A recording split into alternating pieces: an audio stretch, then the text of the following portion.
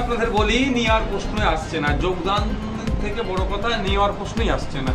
আসমা বিবি আপনাদের পঞ্চায়েত সমিতির মেম্বার যেটা প্রার্থী সে যোগদান করেছে, কি বলবেন এটা নিয়ে? দেখুন, ব্যাপারটা হচ্ছে সবাই আর অন্যদের মতো লড়াইয়ে হয়তো পারছে না। কিছু মানুষকে ভুল বুঝিয়ে, কিছু মানুষকে লোভ দেখিয়ে, কিছু মানুষের নামে মিথ্যা মামলা দেব, জেলের মধ্যে রাখবো, এই ধরনের অনেককে ভয় দেখানো হবে। ভয় দেখিয়ে দল থেকে,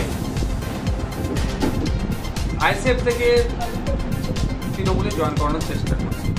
আমাদের অনেক নেতৃত্বদের ইতিমধ্যে ভয় দেখিয়ে রেখেছে, অনেকে ভয় পেয়ে গিয়েছে, আর হেভি অংশ ভয় পায়নি, এখন লড়াইয়ের ময়দানে টিকে আছে।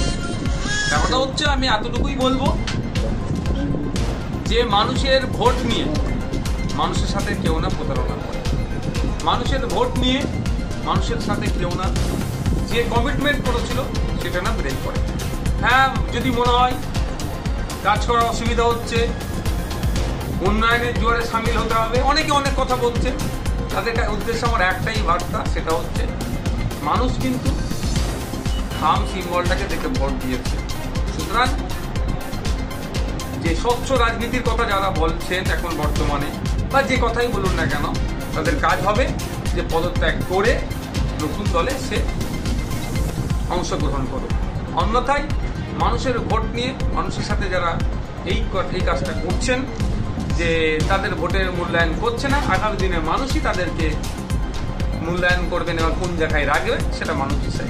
একের পর এক যদি এইখানে আপনাদের কর্মী সমর্থক নেতৃত্বটা চলে যায়, তাহলে তো আইএসএফ ভাঙড় থেকে মুছে যাবে। কোথায়?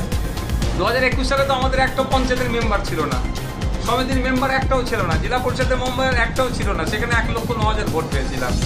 এখন তো তাও অনেক হয়েছে। তো আপনি যেটা বলতে চাইছেন সেটা কিছুই হবে না। ভাঙড়ের মানুষের অন্তরে আইএসএফ দেখিয়েছে।